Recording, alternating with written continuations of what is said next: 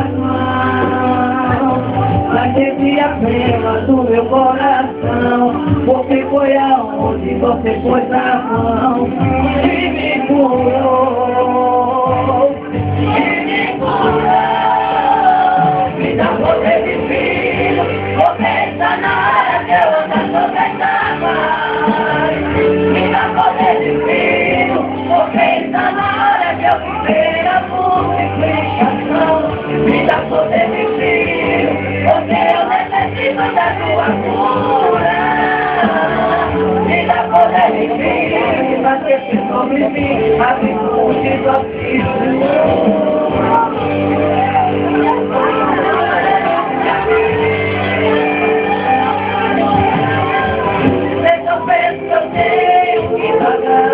Pode me colocar, eu ser aprovado. Sei que me louvor e um pouco de ti, então me faz pequeno no Senhor. Cresça em mim, se quiser levar tudo que eu tenho, pode levar. Não veio de tuas mãos, não sei apenas do meu coração. Porque foi aonde você pôs a mão e me curou. E me curou. Me dá poder de filho. Você está na hora de eu voltar sobre essa paz. Me dá poder de filho. Você está na hora de eu viver a multiplicação. Me dá poder de filho. Porque eu necessito da tua cura. Me dá poder de filho. A vez sobre mim a virtude do Espírito. Me dá poder de filho. Porque está na hora de eu andar sobre essa paz. Aleluia. Me dá poder de filho. Está na hora de eu viver a multiplicação. Me dá poder de filho. Porque eu necessito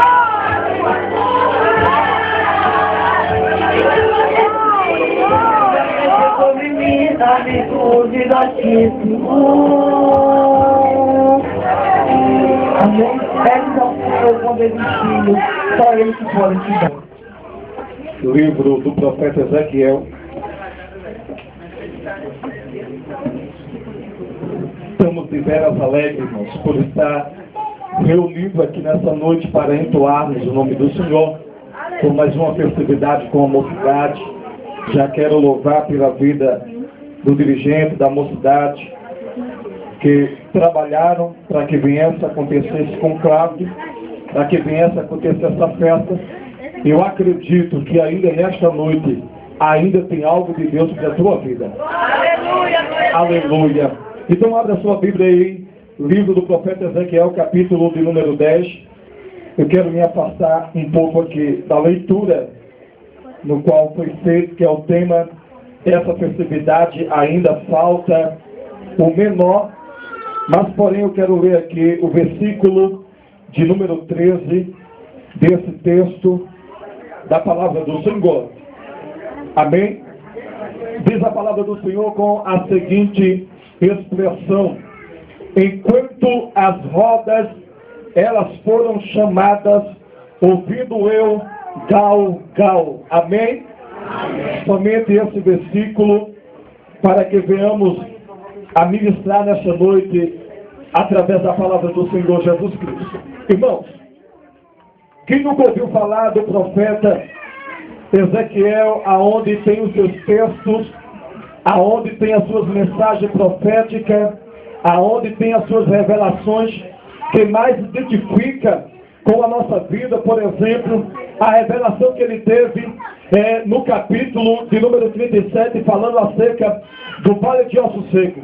Quando nós vamos buscar um pouco mais acerca desse profeta tão brilhante, que vem até mesmo de uma linhagem sacerdotal, porém o nome Ezequiel, irmão, está ligado em uma raiz que quer dizer Deus fortalece. Ele nasceu na tribo de Judá, ou em Judá. Seu pai era sacerdote, ali na cidade de Buzi. Ele pertencia, aliás, do sacerdote Zadok. Ezequiel era um dos profetas também mais interessante inteligente da sua época. Porém, descrevendo entre tantos profetas, como o profeta Isaías, como o profeta Jeremias, como o profeta Naum, profeta Abacuque, profeta Daniel, entre outros, o profeta Ezequiel, ele se destacava. Porém, o seu conhecimento não somente vinha através das tradições judaicas, através do conhecimento do canon bíblico, ou até mesmo da lei mosaica, mas também vinha através de arquitetura, vinha através de construções de navio, porque a sua família trazia das linhagens, e assim veio uma desenvoltura ao seu conhecimento, e o conhecimento veio a prosseguir em sua vida. Ezequiel, com 17 anos, ocorre a primeira invasão dos babilônicos dentro da cidade de Jerusalém, quando ele estava com 17 anos de idade. Passando-se os anos, 9 anos mais tarde, novamente Nabucodonosor entra novamente dentro de Jerusalém para invadir devido o determinado propósito do Senhor Deus. E a ver, porque Israel agora tinha afastado, tinha se debilitado um caminho de pecado, um caminho que transgredia a palavra do Senhor, esquecendo os princípios e a vontade de Deus, e indo em seus próprios caminhos, ao ponto que Deus usou o seu algoz, Nabucodonosor, para entrar dentro de Jerusalém, saquear o templo, destruir o templo. Mas antemão Deus vinha usando o profeta Jeremias, dizendo: olha Israel, vocês se arrependem, vocês voltam novamente a cultuar o nome do Senhor, vocês voltam novamente a adorar o nome do Senhor, porque senão Deus irá permitir que a Babilônia leve vocês presos e deixe vocês em escravidão. Mas porém, meu irmão, Judá estava com os ouvidos fechados espiritualmente, a ponto de eles quererem tampar a boca do profeta Jeremias. No capítulo número 18 do seu livro, já entendemos, já compreendemos, quando Deus fala com ele: ei profeta, dessa casa do oleiro, porque lá eu falarei contigo. E assim, quando ele desce a casa do oleiro, ele começa a contemplar aqueles homens trabalhando com barro, amassando argila, preparando um vaso, e ele presta atenção naquele que estava moldando ali um vaso. Enquanto ele moldava o vaso que era bonito, o vaso que tinha aparência, e logo após ficaria melhor, ele percebe que o vaso se racha, o vaso se quebra na mão do oleiro, e o oleiro poderia remendar novamente o vaso, mas porém não remenda, ele porém quebra o vaso e faz tornar novo novamente. Aí vem a mensagem profética para o profeta Jeremias, dizendo: sou eu, Jeremias, como esse oleiro que quebra o vaso, assim é a casa de Israel da minha mão. Deus estava dizendo: eu irei quebrar, ajudar, para ele entender que há oleiro dentro de Israel. Quando completa 26 anos de idade, novamente vem Nabucodonosor, leva os príncipes, leva aqueles que tinham cargos grandes dentro da nação de Judá, leva homens, leva mulheres e crianças para a nação babilônica. E quando ele está ali, de repentemente, vai Ezequiel também com 26 anos de idade para a nação inimiga de Israel, devido às consequências do pecado que estava o povo transgredindo dentro da presença do Senhor. E de repentemente vai o rei também preso, e de repente há um lugar, irmão, aonde alguns tiveram destaque, alguns tiveram a oportunidade de morar junto ao rio Quebar, e ali esteve Ezequiel com a sua residência em um lugar Abibes, enquanto outros estavam ali sendo escravos,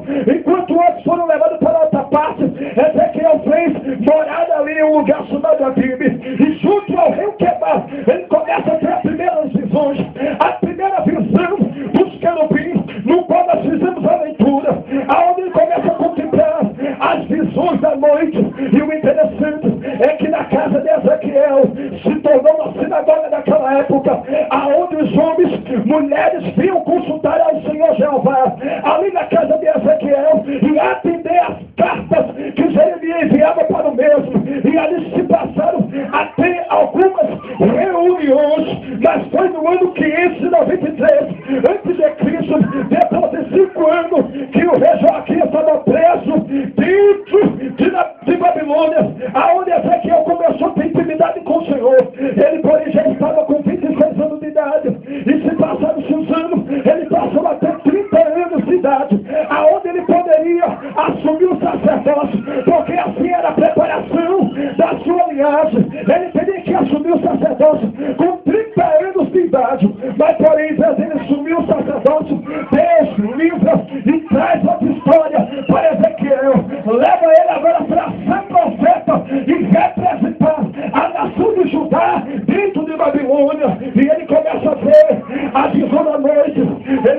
4 querubins, 4 anjos. A palavra querubim tem a sua correspondência no hebraico, querubis, que vem do vocábulo correto, ou com o verbo acadiano, que significa bendizer, louvar ou adoração. Os querubins são sempre associados entre a presença de Deus.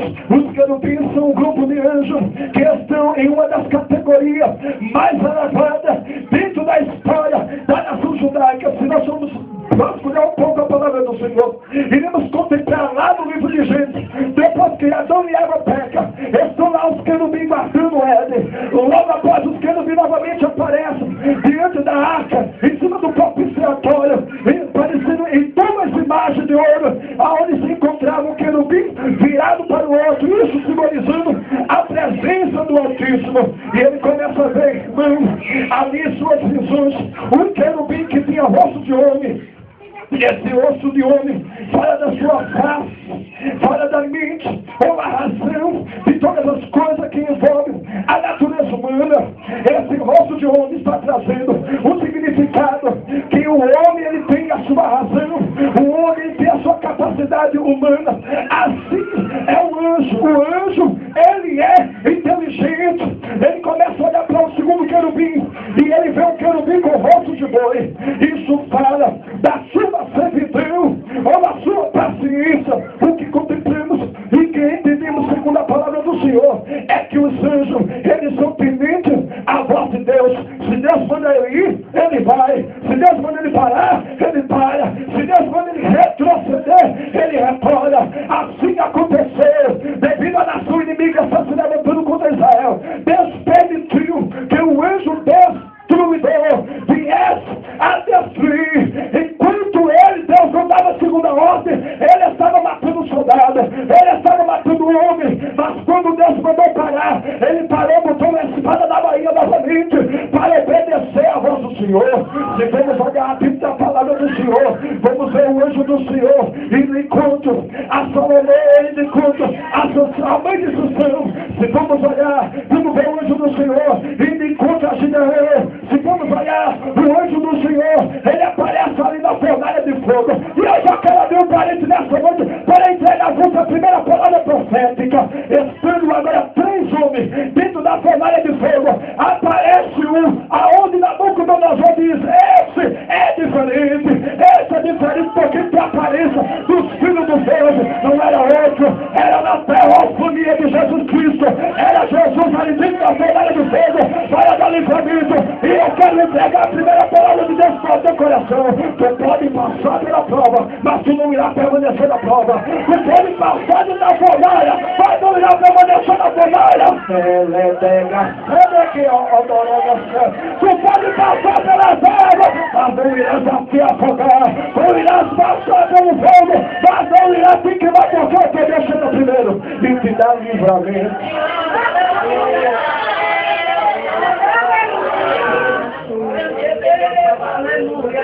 Aleluia, glória a Deus. Quando ele olha, irmão, está o terceiro anjo. Ele vê um anjo com o rosto de leão. Isso fala deve ser forte, feroz, majestoso. Ele é o rei dos animais. Porém, o anjo, o querubim, ele não sente medo. Não tem a síndrome ou sentimento do medo. Ele não pensa 2 vezes antes de executar o projeto de Deus. Não. Quando ele olha para o 4º anjo, ele vê um anjo com o rosto de águia. Isso fala de como o movimento livre, como a águia para dominar o espaço. A águia, ela é a rainha dos céus. Assim é o anjo. Ele voa além da velocidade da luz e ninguém pode o impedir. Aleluia, glória a Deus. E faz recordar agora nessa noite, um certo dia, um monte ali na cidade de Vitória, uma irmã estava ali orando no monte, buscando a presença de Deus. E de repente, uma pedra, ela tem uma visão de um anjo. E quando ela vê aquele anjo, ela abraça ali o anjo. E os irmãos que estavam ali olhando, vi a irmã dizendo: eu estou abraçando o anjo. Eu estou abraçando o anjo está aqui. Mas da visão humana do homem, eles estavam vendo ela abraçando uma pedra. Mas a irmã estava com os olhos espirituais abertos. Assim eu te convido nessa noite. Já foi falado aqui. Aquilo que é ligado à terra é ligado ao céu. Aquilo que é ligado ao céu é ligado à terra. Se você pedir para o céu abrir a tua visão espiritual, você poderá contemplar os mistérios do Senhor. Glória a Deus. Quem acredita nesse negócio e quer receber algo espiritual, abre a tua boca, dai glória ao nome do poder que está no lugar.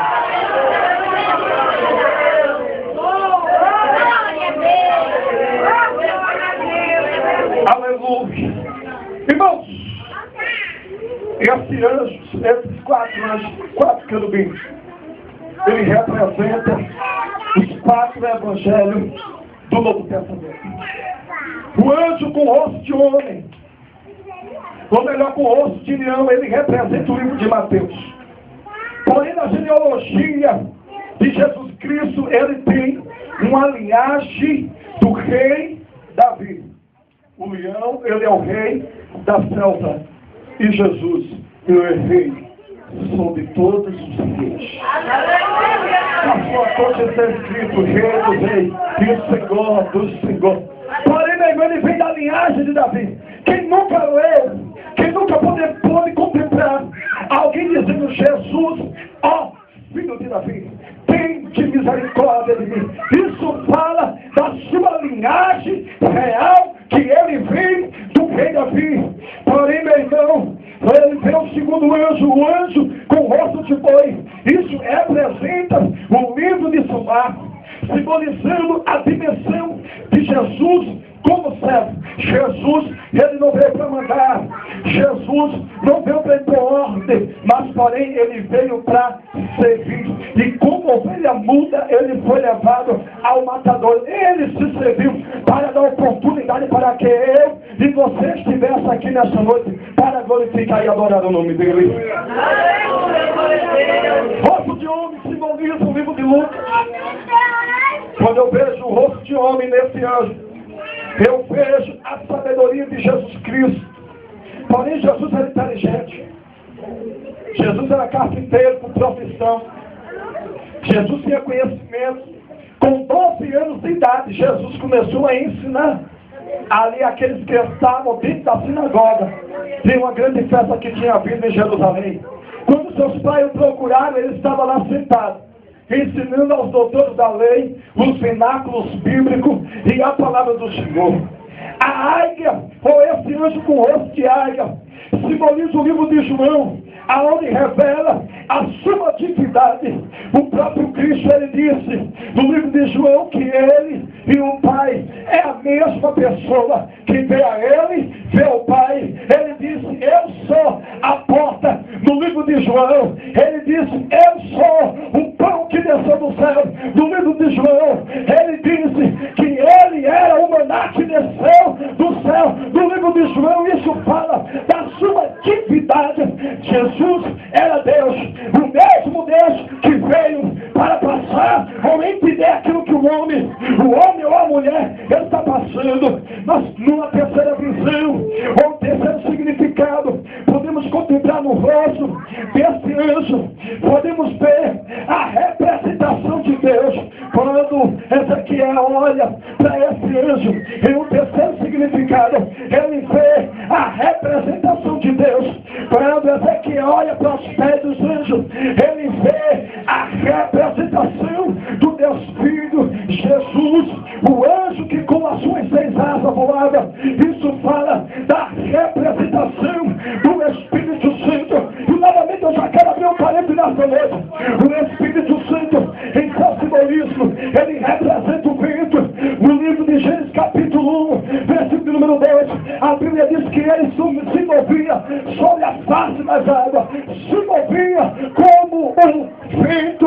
Porém está escrito no livro de Atos dos Apóstolos, capítulo número 12, versículo número 4, estavam 120 homens reunidos no mesmo lugar, e de repente um som, não um vento, mas o som de um vento veemente e impetuoso, e invadiu aquele lugar, e foram vistas por ele lindas batida como que de fogo. Esse mesmo Espírito que operou lá em Jerusalém há mais de 2000 anos atrás, ele está aqui nessa noite e quer operar. Ele está aqui nessa noite e quer operar. Com o movimento do vento, ele está aqui nessa noite e quer operar na tua vida. Só eu pido de você, convida esse Espírito aí, convida ela aí, convida ela aí, convida ela aí, meu irmão. Aleluia.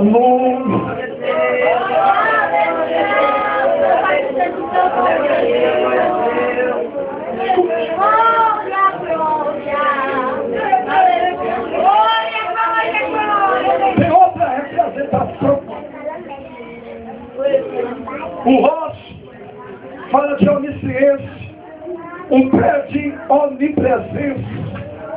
E quando ele voava, falava de onipotência. Tem uma terceira visão. Ele vê o rosto que fala de reverência. Um pé que fala, ele não pode dar um passo senão por permissão de Deus. Quando ele voava, isso fala, ele dizendo: Santo, Santo, Santo é o Senhor dos Exércitos. Isaías disse: no dia em que morreu o rei Uzias, eu tive uma visão do alto e sublime trono. E um querubim voava para mim com uma tenagem e uma brasa viva tirada do altar. E ele dizia: ai de mim, porque eu vi ao Senhor dos Exércitos. E os anjos entoavam dizendo: Santo, Santo. No original ele dizia: Kadosh, Kadosh, Santo, Santo, Santo. Falando dizendo: Santo, Santo, Santo. Santo é o Senhor dos Exércitos. Se você nessa noite veio adorar, abre a tua boca para adorar. E através da tua adoração, recebe o renovo do governo de Deus que está. Vai adorando, vai adorando, vai adorando, vai adorando, vai adorando, vai adorando, vai adorando, vai adorando, vai recebendo o renovo, vai.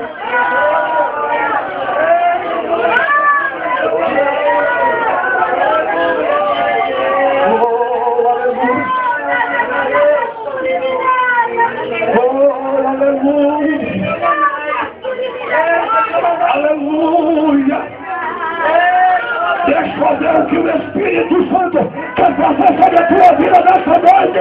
Abre a tua boca para adorar e recebe o avivamento. Pega as presas, caldeia, vai adorando, vai adorando. Abre a tua boca, quem tem glória da glória, quem tem glória da glória, quem tem aleluia, aleluia. Quem tem língua a descer, fale língua a descer, mas recebe ao Senhor que está nesse lugar.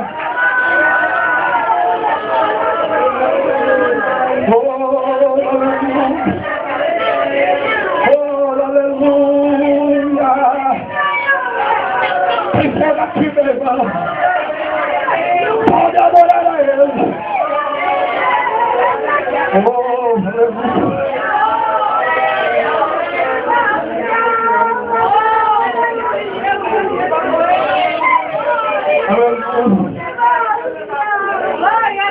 Ezequiel capítulo 1, versículo de número 4. Aleluia. Oh, aleluia. Bem entendemos o texto. E ele diz: e olhei, e eis que um vento tempestuoso vinha do norte, e uma grande nuvem com fogo a revolver-se, e um resplendor ao redor dela, e no meio uma coisa como um cor de ambar que saía de dentro do fogo.